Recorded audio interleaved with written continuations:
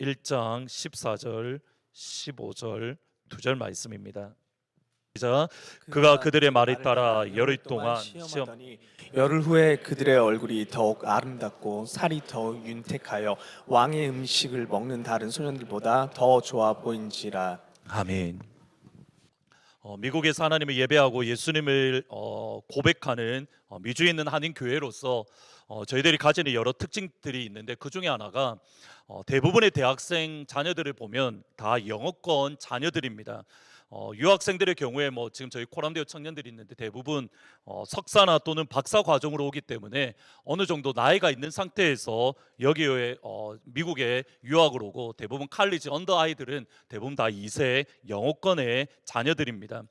제 기억으로 몇 주 전에 저희 교회에서 처음으로 군대 입대하기 전에 하나님 앞에 특송을 했던 그런 일들이 저희 교회 처음, 제 기억에는 한 10년 제가 있었는데 처음 있었던 있었습니다. 근데 그 모습을 가만히 보면서 이제 19살, 20살 맞죠? 선우가 19살, 20살 정도 되는데 이제 어린아이라고 하면 안 되는데 어린 나이에 이제 휴학계 내고 한국에 가서 군대에 들어간다고 나라를 지킨다라고 하니까 한편으로는 대견하기도 하고 한 나라를 지킨다고 하니까 한편으로는 불안한 마음도 있고 또 한편으로는 안쓰러운 마음도 사실은 같이 있었습니다. 이제 여러분 두 명의 형제가 이제 대학교를 잠깐 휴학하고 지금 이제 군대에 입대하려고 준비하는 가운데 있는데 안전한 가운데에 또 다시 돌아올 수 있도록 위해서 같이 기도해 주시면 좋을 것 같습니다. 근데 특송을 하는 모습을 가만히 바라보면서 제가 처음 논산훈련소에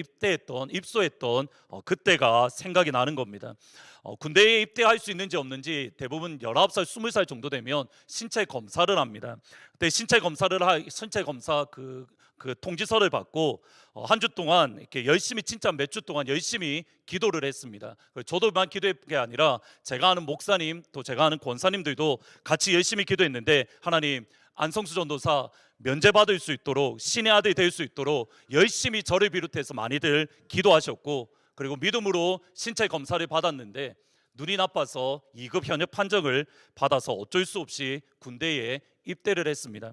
대학교를 졸업하고 총신대학원에 입학한 이후에 바로 군대에 입대를 했는데 또 입대하기 전에 기도원에 가서 이렇게 입대하기 전주에 기도원에 가서 3일 동안 금식하고 하나님 앞에 기도했던 이제 군대 생활이 시작하니까 하나님 은혜 주십시오라고 기도를 했던 기억이 있는데 그때 금식하며 기도하면서 하나님께 주셨던 마음 중에 하나가 뭐냐면 군대에 가더라도 군인이 되면 안 되겠다라는 마음을 제가 그날 가졌었습니다. 어떤 마음이었냐면 군인이 되어서도 뭐 욕을 하거나 또는 뭐 강압적이거나 폭력적이면 안 된다 그런 의미에서 하나님 군대에 가더라도 군인이 안 되겠습니다라고 하나님 앞에 했던 결심이 있습니다. 논산훈련소에 들어가서 이제 6주 동안 기초 군사 훈련을 받는데 그 가운데 들어가자마자 뭐 여러 가지 군가들을 계속적으로 배웠습니다. 뭐 훈련할 때에는 여러분 아시다시피 제가 목소리가 얼마나 크겠습니까? 뭐 그때라고 다르겠습니까? 그러니까 훈련할 때에는 뭐 이렇게 크게 군가를 불렀는데 이렇게 혼자 이렇게 개인적으로 막 훈련을 받든다든지 그럴 때는 혼자 속으로 찬양을 하고 하면서 뭐 훈련을 받고 또는 작업을 했었는데 그렇게 한 주, 두 주, 한 네 주, 다섯 주 정도 지났을 때에 토요일 날 연병장 그러니까 운동장을 청소하는 시간이 있었습니다. 개인적으로 청소를 하면서 여느 때처럼 이렇게 속으로 흥얼거리며 청소를 하는데 제가 가만 노래를 들어보니까 이거를 부르고 있는 겁니다. 전우의 시체를 넘고 넘어 앞으로 낙동강아 흘러가라 우리는 전진한다.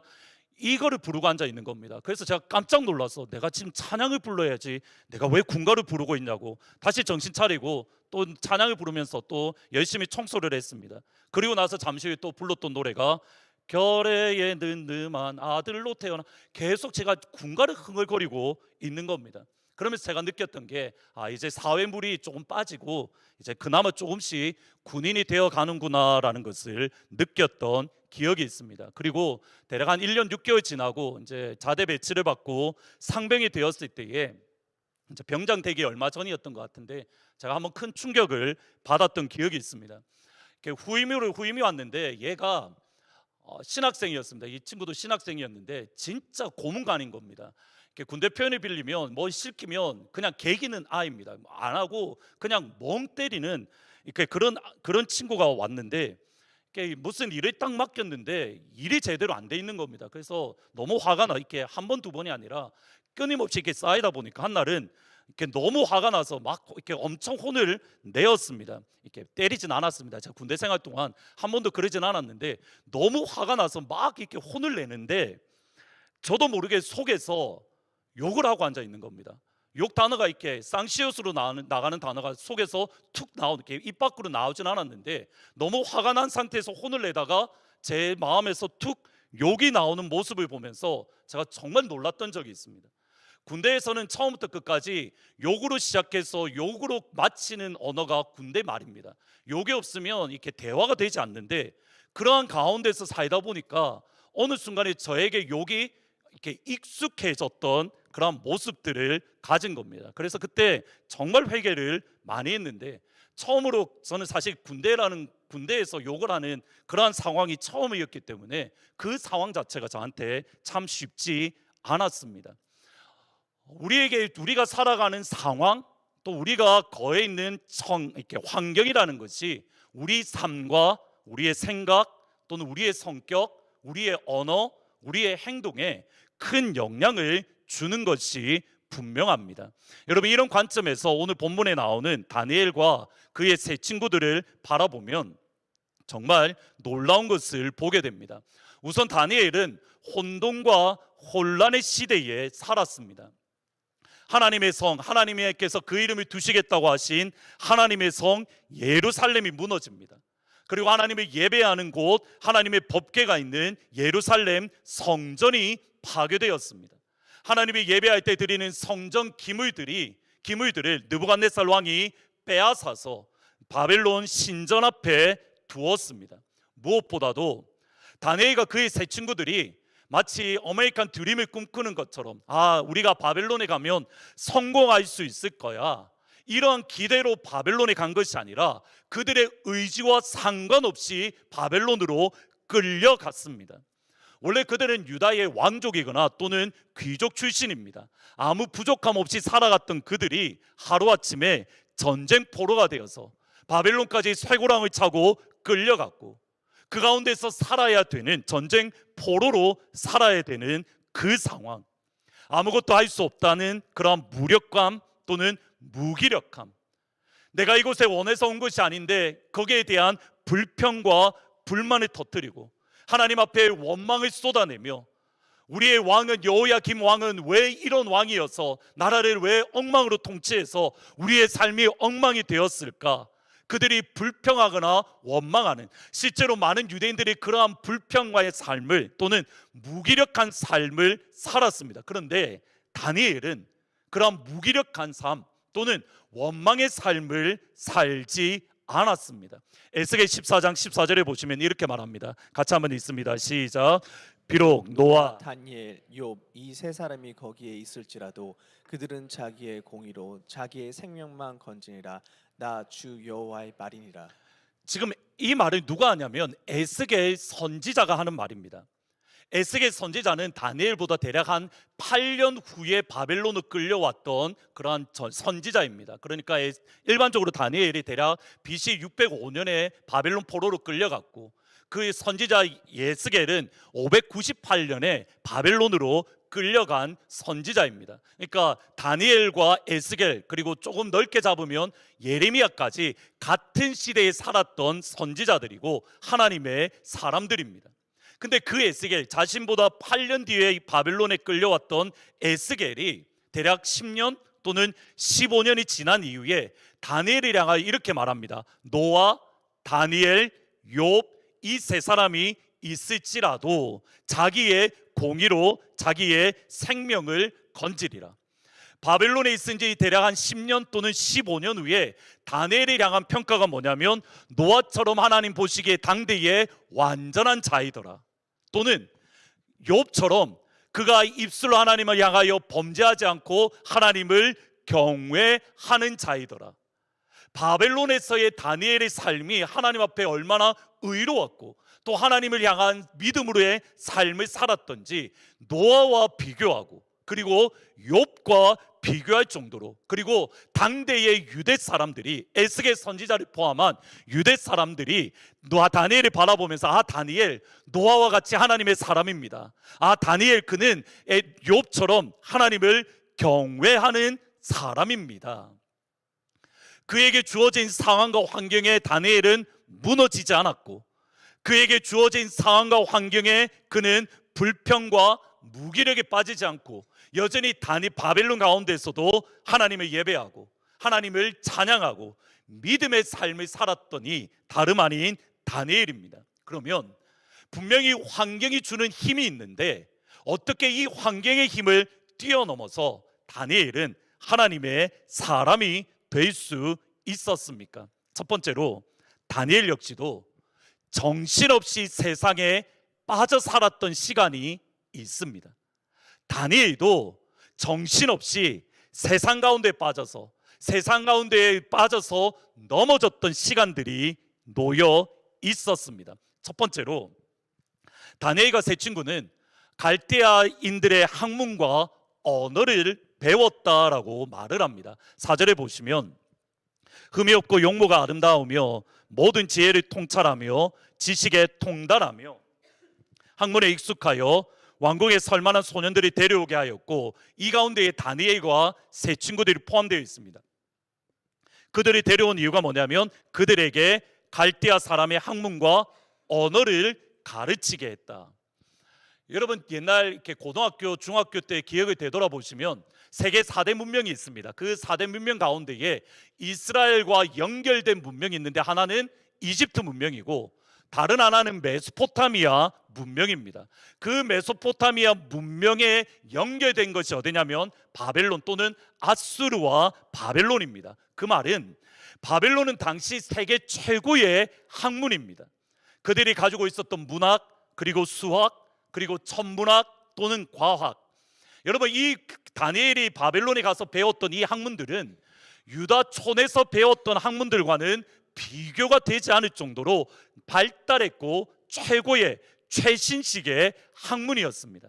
분명히 다니엘과 그의 세 친구들 최고의 학문을 최고의 교수님에게 배운다, 거기에 대한 만족감 또는 성취감이 있었을 겁니다.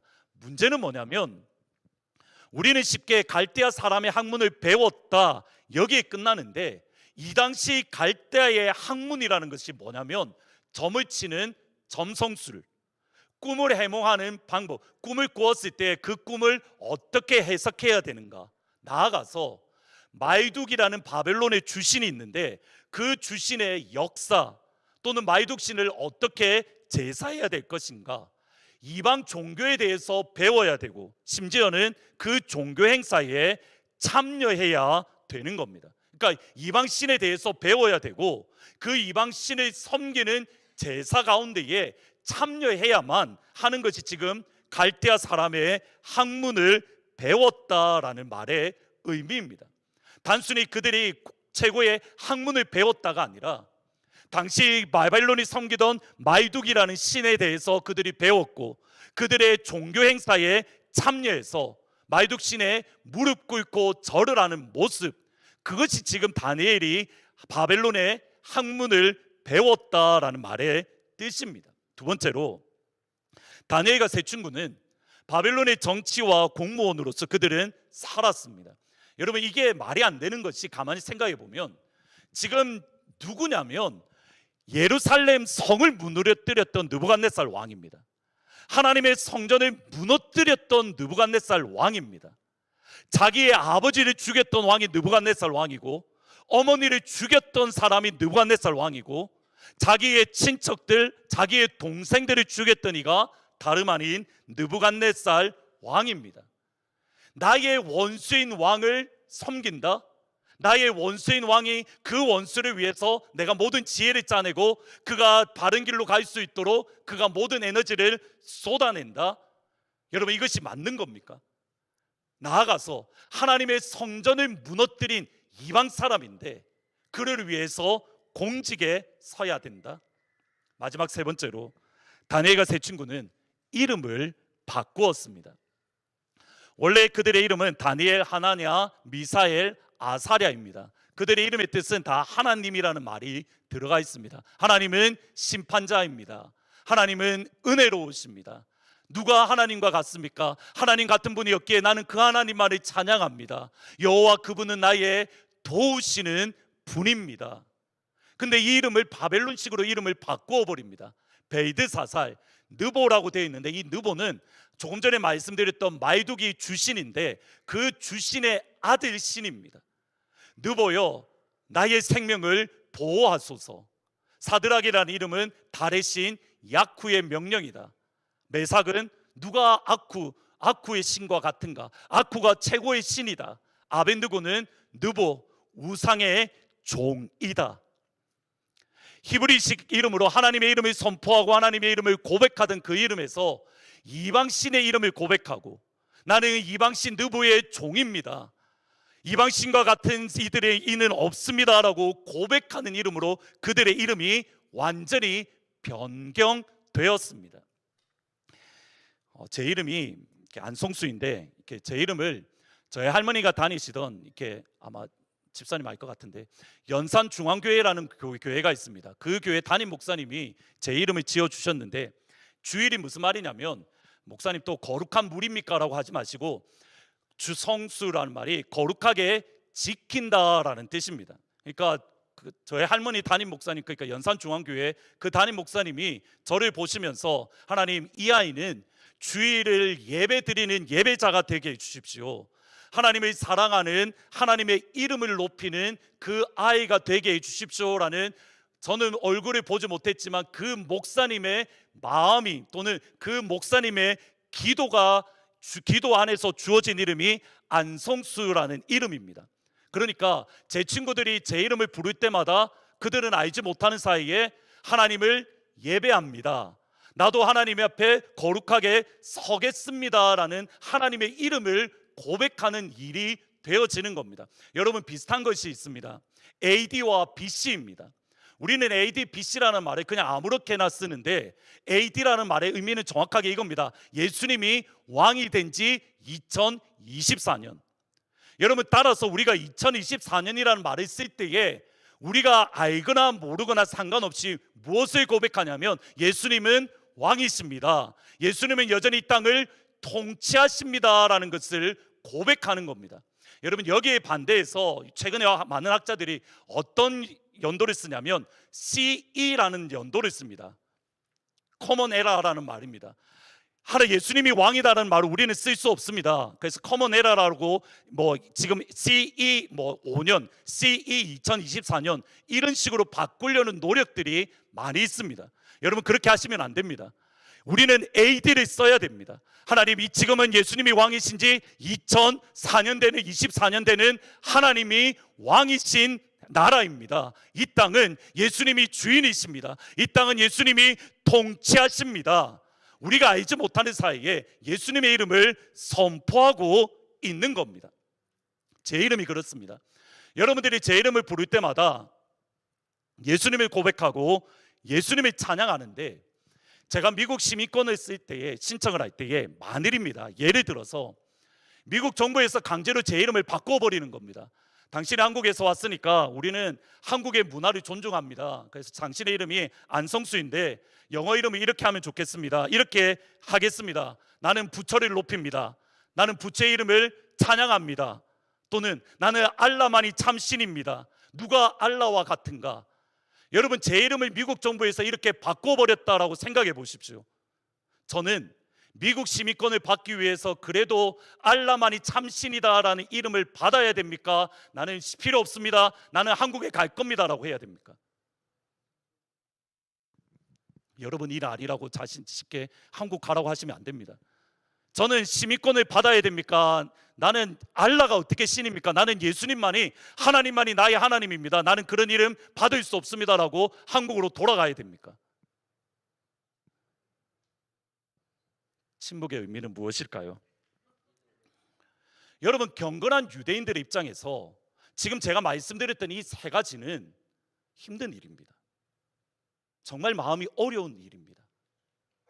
하나님의 이름을 높였던 그들이, 그의 이름이 바뀌어서 이방인이 참신이다, 말두기 진짜 신이다, 말뚝과 같은 이가 없다.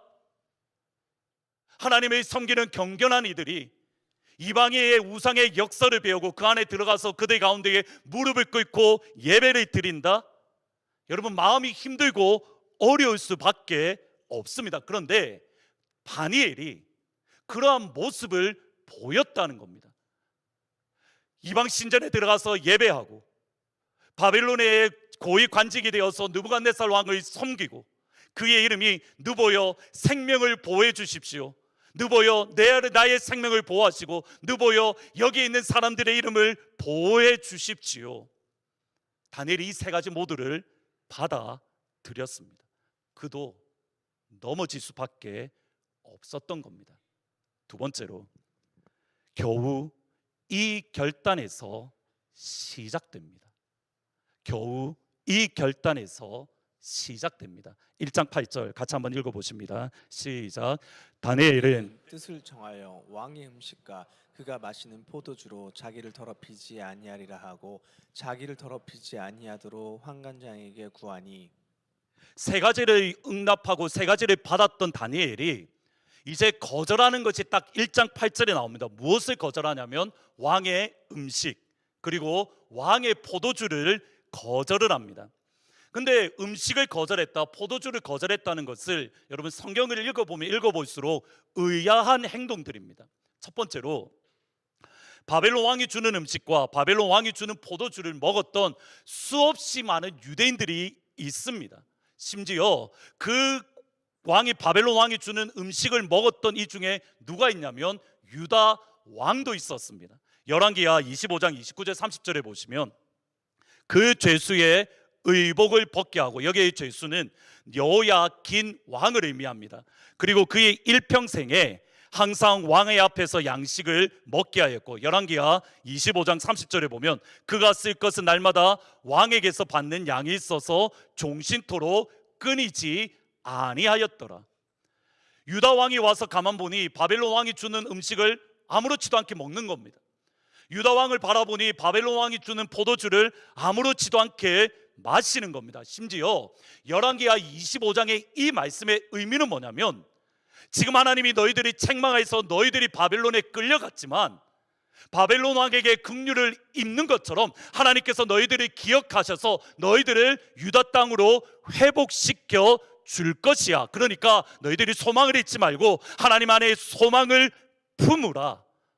그 말씀의 의미로 바벨론 왕이 주는 음식이 끊이지 않았다라는 말씀으로 열왕기하가 마무리되어지는 겁니다. 그러니까 이 말씀 자체가 잘못된 것이 아니라는 겁니다. 두 번째로, 왕의 음식과 왕의 포도주가 우상에게 먼저 섬기는 제물이었기 때문에 거절했다라고 이야기를 합니다. 기억하시죠? 다니엘은 그 제물에 절을 했던 사람입니다. 첫 번째로. 두 번째로, 왕의 음식과 포도주 대신에 다니엘이 요구했던 것이 채소입니다. 여러분, 채소도 우상 앞에 먼저 바치고 나서 그 자리에 오는 겁니다. 고기만 가는 게 아니라 채소도 그 앞에 갔다가 오는 거기 때문에 똑같이 우상 섬김의 제물입니다. 또 이렇게 이야기를 합니다. 아마도 다니엘이 거절했던 것은 유대인들에게 부정한 짐승인 돼지고기를 먹으면 안 됐기에 다니엘이 거절했다. 여러분, 왕이 먹는 음식인데 거기 돼지만 잡았겠습니까? 소도 잡았을 것이고 양도 잡았을 것이고, 그 사람들이 만약 중국 저 시골 사람이라면 뭐도 잡았을까요? 쥐도 잡아서 쥐고기도 바쳤을 겁니다. 다시 말하면 돼지고기뿐만 아니라 다른 소고기도 있고 양고기도 있고 먹으면 되는 겁니다. 그러니까 이것 자체가 큰 문제가 되는 것이 아니라는 겁니다. 다시 한번 다니엘의 행동을 점검해야 됩니다. 여러분, 지금 제가 세 가지를 비교해 드렸습니다. 어떤 게 더 큰가요?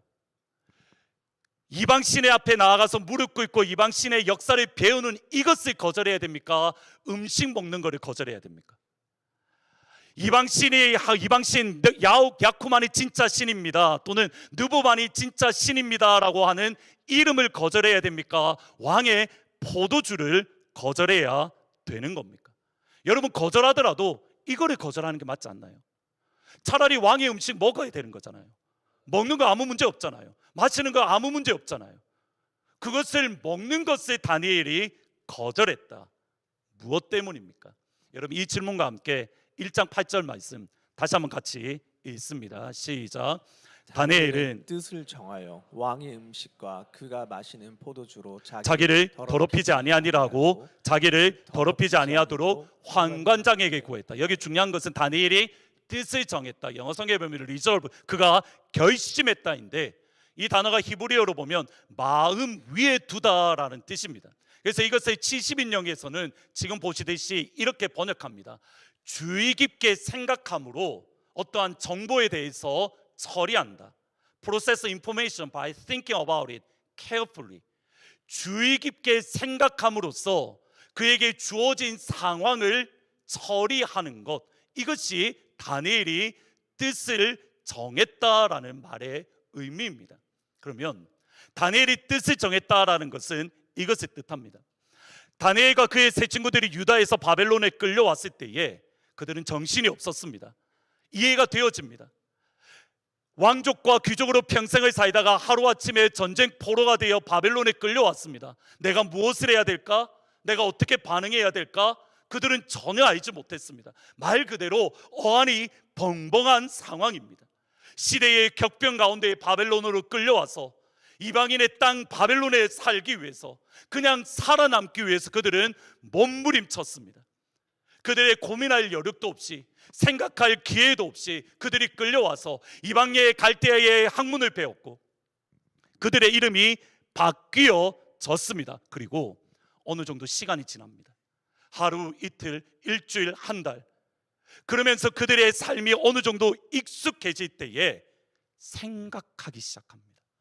무엇을 기준으로요? 하나님의 말씀을 기준으로요. 특별히 예레미야의 말씀을 기준으로 다니엘은 생각하기 시작합니다. 다시 한번 그에게 주어진 상황을 고민하기 시작합니다.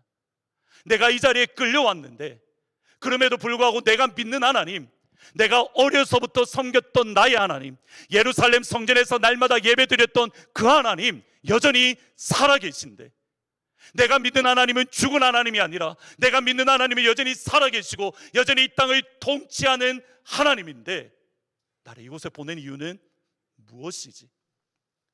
내가 이 자리에서도 하나님의 자녀로 살아야 되는데, 내가 살아계신 하나님을 믿는다면 그 하나님의 자녀로 이 땅을 살아야 되는데 어떻게 해야 될까?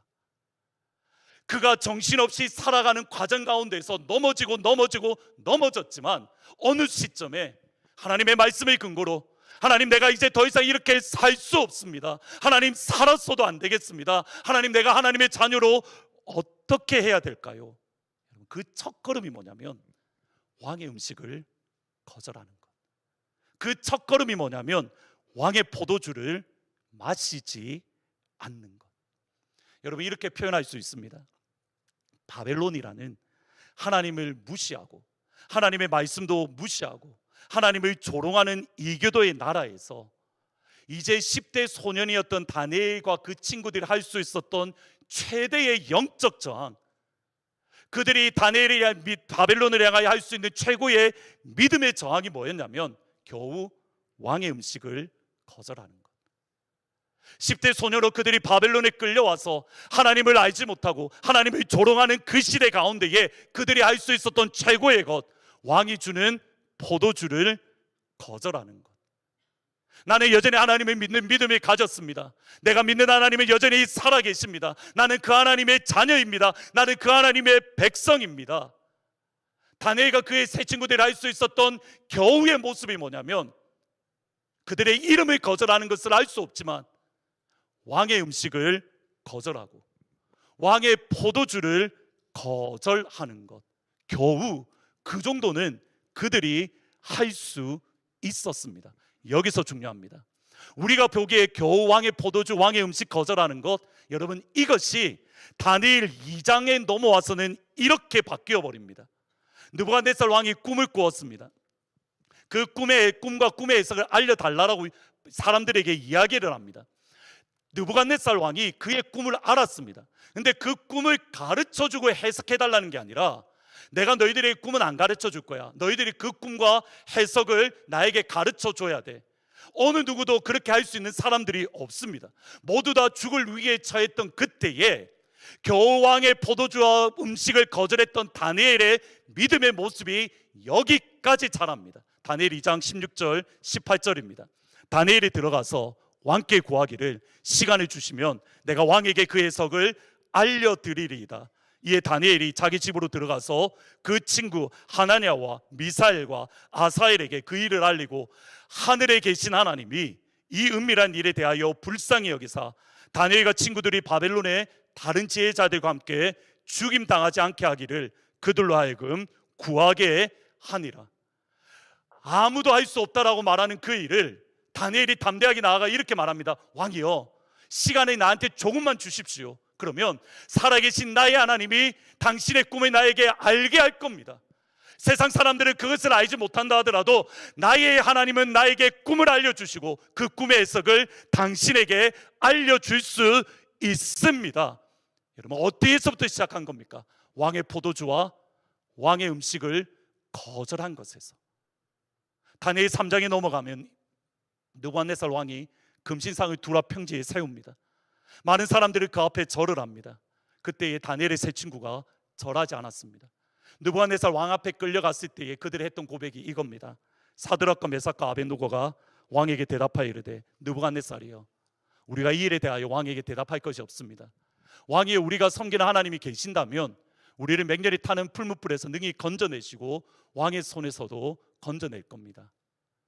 겨우 왕의 포도주와 음식을 거절했던 그 다니엘의 세 친구들이 다니엘 3장에 넘어와서는 바벨론의 우상 앞에 절하지 않고 풀무불 앞에서도 왕이시여, 내가 믿는 하나님은 능히 나를 풀무불에서 건져내실 수 있는 살아계신 하나님입니다. 여기까지 나아갔고 여기서 한 걸음 더 나아갑니다. 18절 말씀 같이 있습니다. 시작. 그렇게 아니하실지라도 왕이여, 우리가 왕의 신을 섬기지 않고 왕이 세우신 금신상에게 절하지도 아니할 줄을 아옵소서.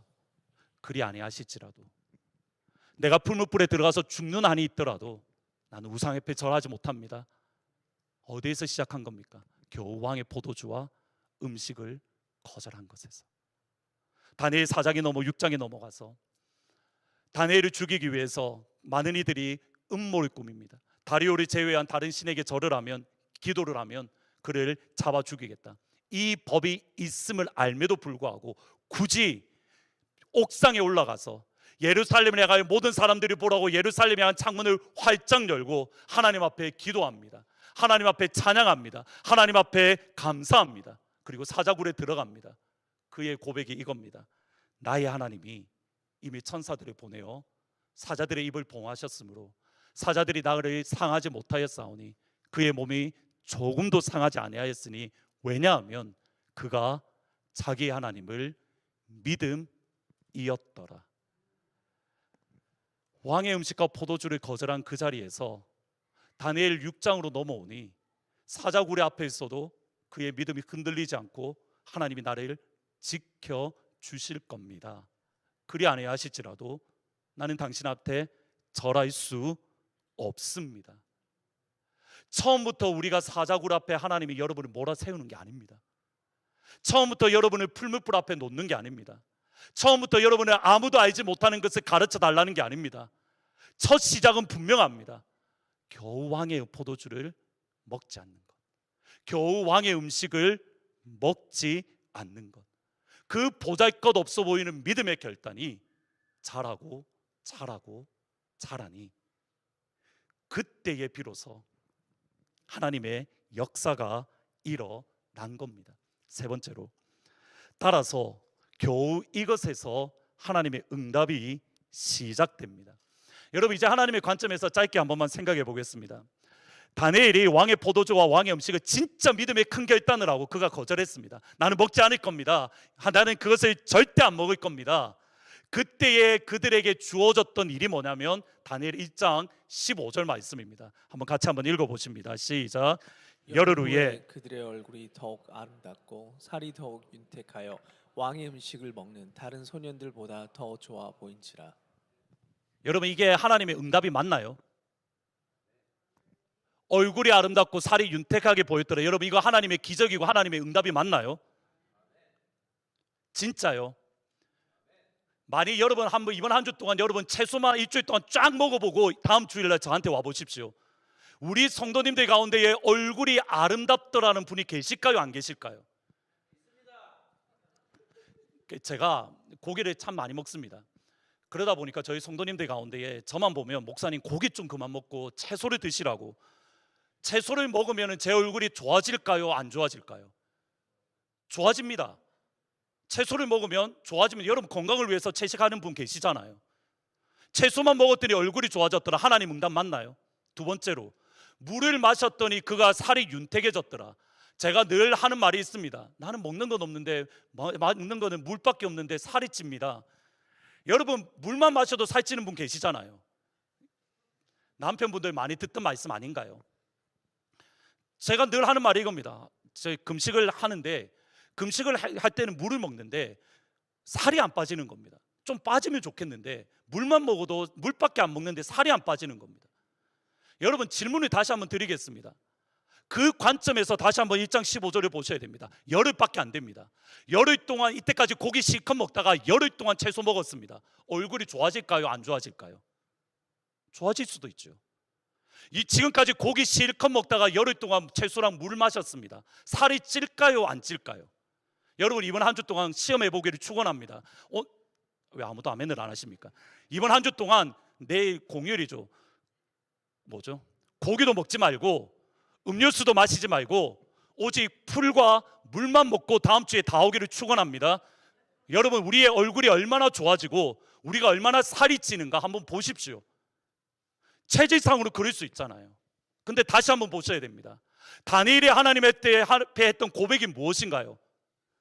내가 채소와 물만을 먹었는데 내 얼굴이 아름다워졌습니다. 하나님 감사합니다. 내가 채소와 물만을 먹었는데 내가 살이 쪘습니다. 하나님께서 나에게 이루어 주신 기적입니다. 할렐루야. 겨우 이것밖에 안 되는 결단을 했을 때에 하나님은 겨우 이것에 응답을 주십니다. 그 다음이 중요합니다. 여기서 그 다음 응답은 무엇인가요? 다니엘 2장에 넘어가면 아무도 알지 못하는 것 다니엘에게만 가르쳐 주십니다. 풀무불에 들어가니 하나님이 그 풀무불에서 인자와 같으니, 예수님이 그 자리에 함께 동행하십니다. 사자굴에 집어던지니 사자굴에 하나님께서 함께 계셔서 사자가 그를 해하지 아니하도록 하나님께서 보호해 주십니다. 어디에서 시작하나요? 겨우 채소 먹었는데 얼굴이 좋아지는 것, 물 마셨는데 살이 찌는 것. 여러분, 이것을 여러분의 삶에 적용해 보면 지난 한 주 동안 하나님은 여러분의 삶 가운데 얼마나 많은 기적들을 일으켜 주셨습니까? 지난 한 주 동안 여기까지 우리가 서기까지 물밖에 먹지 않았는데 살이 쪘다? 하나님이 나와 함께 하십니다. 내가 채소밖에 먹지 않았는데 주께서 내게 은혜 베풀어 주셔서 내가 이 자리에 서 있습니다. 그 하나님을 찬양합니다. 이 고백을 하십니까? 아니면 하나님, 왜 물도 못 먹게 하고 포도주도 못 마시게 하고 고기도 먹지 못하게 하고 다른 사람 다 먹는데 하나님 왜 나만 이렇게 하십니까? 라고 하며 불평하고 원망하고 계십니까? 여러분, 우리가 이 자리에 서 있는 것 하나님의 기적이고 하나님의 응답입니다. 여러분, 주일날 하나님 앞에 나와 예배 드리는 것, 여러분 이게 얼마나 기적 중에 기적인지 아십니까? 여러분, 이 자리에 나와서 예배 드리고 싶은데 예배 드리지 못하는 이들, 하나님 앞에 나와 찬양하고 싶은데 찬양하지 못하는 이들, 목사님 내가 너무 찬양하고 싶어서 사막에 가서 찬양 마음껏 부르고 왔습니다. 공산당에서 지하교회에서 예배 드리는 성도들의 모습, 여러분이 이 자리에 있는 것이 하나님 앞에 여러분이 주신 기적이 아닙니까? 여러분이 이 자리에 서 있는 것이 하나님께서 여러분에게 주신 기적이 아닙니까? 찬양대가 찬양하는 것, 다른 사람 다 놀러 가는데 하나님께서 내게 주신 은혜 안에서 이 자리를 지키는 것 하나님의 기적이 아닙니까? 앞에 나가서 봉사하고 안내 서는 것, 다른 사람들이 다 늦게 오는데 하나님 내게 주셔서 내가 30분 1시간 일찍 와서 저 자리에서 안내 서는 것 하나님의 기적이 아닙니까? 하나님의 은혜가 아닙니까? 우리가 불평하는 것, 내가 왜 이렇게 일을 많이 하지? 내가 왜 이렇게 힘이 들지? 여러분이 불평하는 그것이 다시 믿음의 눈으로 보면 하나님이 여러분에게 주시는 기적이고 응답입니다. 거기에서 시작하는 겁니다. 거기에서 시작해서 사자굴에 가서 하나님이 지켜주시고, 풀무불에 들어가도 하나님이 지켜주시고, 다니엘과 그의 친구들은 불평과 원망으로 살아갈 수 있었습니다. 근데 그걸 선택하지 않습니다. 넘어졌습니다. 넘어졌는데 여러분, 다니엘이 지은 죄가 큽니까? 여러분들이 지은 죄가 큽니까? 우리는 적어도 우상 앞에 절하지 않잖아요. 여러분들의 이름 하나님이 주신 이름이잖아요. 넘어졌던 다니엘이 10년 15년 후에 노아와 욥처럼 믿음의 사람이 되었던 것, 넘어졌지만 그 조그만한 결단과 결심으로 인해서 그의 믿음이 자라고 똑같습니다. 그때 하나님이 응답을 주시고 2024년 주제가 한 걸음 더입니다. 여러분의 삶 속에 하나님 앞에 한 걸음 더 해야 될 게 무엇인가를 결정하시고 고민하십시오. 거기에서부터 시작하는 겁니다. 큰 것에서부터 시작하는 게 아닙니다. 하나님, 내가 주일한 무슨 일이 있어도 내가 이 자리를 지키겠습니다. 내가 무슨 일이 있어도 기도하는 자리를 지키겠습니다. 내가 아무것도 아니지만 내가 하루에 성경 한 구절 읽는 거, 하나님 내가 이거 무슨 일이 있어도 지켜내겠습니다. 하나님이 내게 주신 내 부름의 자리에서 사람들이 아무것도 아니라고 조롱할지 몰라도 내가 그 자리에서 믿음으로 살고 믿음으로 순종하며 하나님 앞에 나아가겠습니다. 다른 사람 안 하더라도, 다른 모든 사람들 술도 먹고 고기도 먹었습니다. 그런데 다니엘과 그의 세 친구들만 결심했고 그들은 하나님의 기적을 경험했습니다. 거기에서 시작하는 겁니다. 거기에서 시작하는 겁니다. 반대로 하나님은 여러분의 삶 가운데에 일하고 계십니다. 엘리 엘리 라마 사막다리, 하나님 어디에 계십니까가 아니라 지난 일주일 동안 하나님은 여러분과 함께 계셔서 여러분의 삶 가운데에 얼굴이 좋아지는 은혜를, 물만 먹고 채소만 먹었지만 사람들이 보기에는 체질이라고 말하는 그게 하나님의 응답이라고, 그게 하나님의 기적이라고. 예, 지금 이 시간 우리가 숨을 쉬고 있는 것 하나님의 기적입니다. 하나님의 역사입니다. 거기에 대한 감사와 감격, 그 감사와 감격이 점점점 더 커질 수 있는, 그러므로 마침내 풀무불에 섰어도 하나님께서 건져내시는 기적이 사랑하는 모든 주의 성도들 가운데 가득하기를, 여러분의 일생의 그러한 삶이 될 수 있기를 주님의 이름으로 축원하고 축복합니다. 주님은 우리 가운데 일하십니다. 신뢰하며 건든 자에게 하나님은 여전히 일하고 계십니다. 말씀을 생각하며 날이 저물어 갈 때 찬양합니다.